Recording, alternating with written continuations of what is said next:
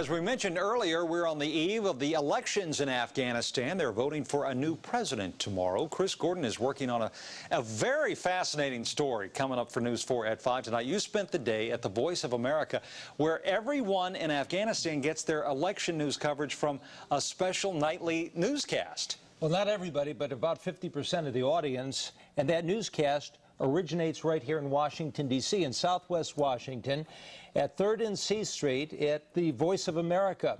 And what they have there, they have been broadcasting by radio for about 25 years to Afghanistan, past couple of years TV. And what they do is they have two different newscasts back to back because there are two languages, Dari and Pashto. So it would be just like you're moving from the 4 o'clock News 4 newscast to the 5 o'clock in Spanish. Same content, different anchors, different language. It's called TV Ashna. Ashna means friend in both Dari and Pashto, the main languages in Afghanistan. The Voice of America broadcasts back-to-back newscasts, one in each language. They have different news reporters, but share the same content and vision. It's really reached to the people in Afghanistan as a friend. So now they believe us and they love our news, and we really get the news and reflect to them. Do you feel you represent the American point of view or a journalistic point of view? No, a journalistic point of view.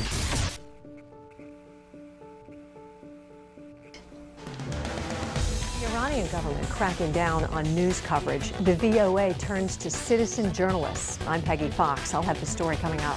From its Washington newsroom today, VOA's government-sponsored Persian News Network has seen its viewers and internet traffic surge 800%, despite attempts to jam the signal. The Iranian authorities are doing everything possible within their power to prevent the news of what's actually happening inside Iran from getting to their own people. Best assets the United States government has is the Voice of America Persian language service. On any given night, Greta, 20 million Iranians are watching.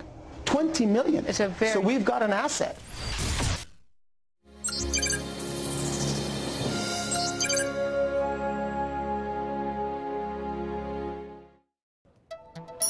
I'm Andre Deneshner, VOA's senior diplomatic correspondent.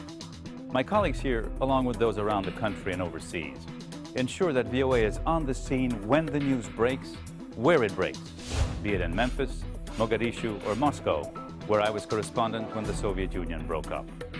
While much has changed since then, the journalistic mission hasn't. Accurate and objective news can still be hard to come by. As my colleagues in the field will tell you, even today, there are countries with restrictive regimes that want to control the media. China has so many different news outlets, but it's deceptive to think that there's a huge variety. All of the media are still state-controlled, which means that across the board, the message is basically the same. The Voice of America provides information that often differs from the official version of events. As a result, VOA's shortwave radio broadcasts to China are jammed. Civil turmoil can make it difficult to not only get an accurate story, but also to get it out to the audience. Because every time I come, I see just how polarized the media is, just how polarized the community is in general. When you watch state-run media, you see one story. When you see opposition media, you see another. And seldom is there anything in the middle. And war zones, like Iraq or Somalia, make the journalist's job not only difficult, but also outright dangerous. Even seemingly safe situations can change without warning, as happened to our colleague Brian Padden while covering a health campaign in Mogadishu, Somalia. Suddenly, we were fired upon by local militias. Shots suddenly ring out, sending everyone running for cover. We took all the precautions that we should have taken to stay safe, and still, being in a dangerous area, dangerous things happened, and everything fell apart. If you die, we are dying. Don't worry. We can't do it alone, of course. We need sources, people to point us in the right direction, confirm what we've already uncovered, and make our stories come to life.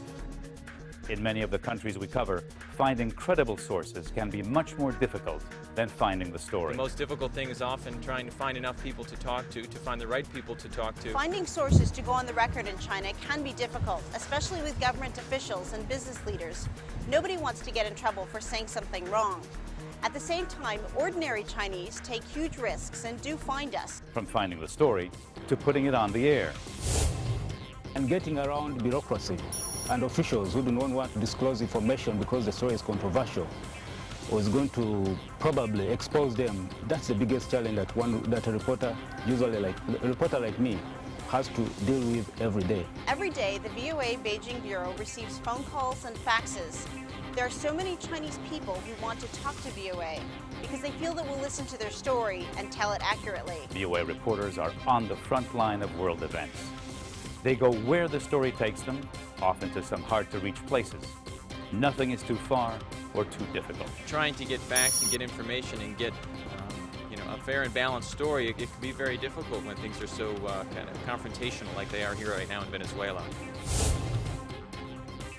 To be honest with you, I never think about it. I never think that I'm going to a dangerous place, because once you're there, you really don't realize you're in a dangerous place, because you see people who live there, they accept the fact. Only after one has done the story does it occur to you that probably I put myself in danger.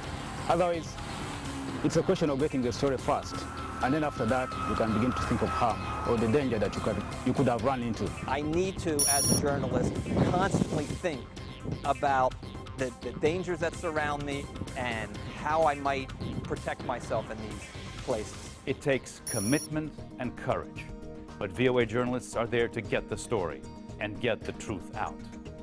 Our audiences count on us to be their eyes and ears, and being there for our viewers and listeners when they need us, where they need us, brings its own rewards. Once you can navigate around these problems and you get the story broadcast, that's the satisfaction and that's the reward that I get out of doing such stories. On a recent trip to Haiti, I was impressed with just how many people knew of Voice of America and were impressed with their programming and listened to it. Besides, you witness history, and that is the most attractive thing for me, to witness history myself with my own eyes, and then to tell the stories of dangerous places or wars or crises to my audience.